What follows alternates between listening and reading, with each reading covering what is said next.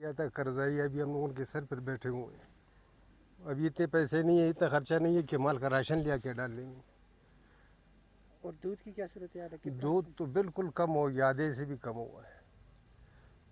दूध तो सब कोयटे शहर में सब कम है। 1 महीने के बाद शहर में दूध आप लोगों को मिलेगा ही नहीं।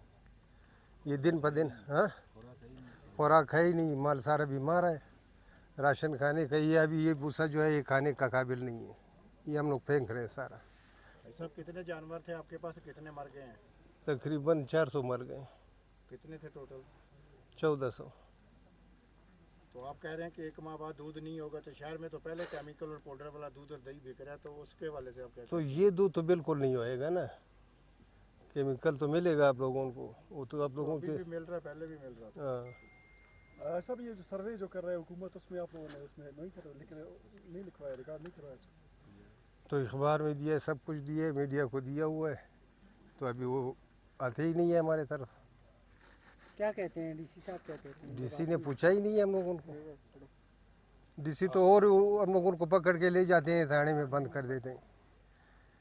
आपने कोई रब्ता किया इंतजामिया से या डीसी से कि भाई जो हमारे नुकसान हुए हैं इसके इजाले के लिए? ये हम लोग उनके सदर साहब जाते हैं इनके साथ।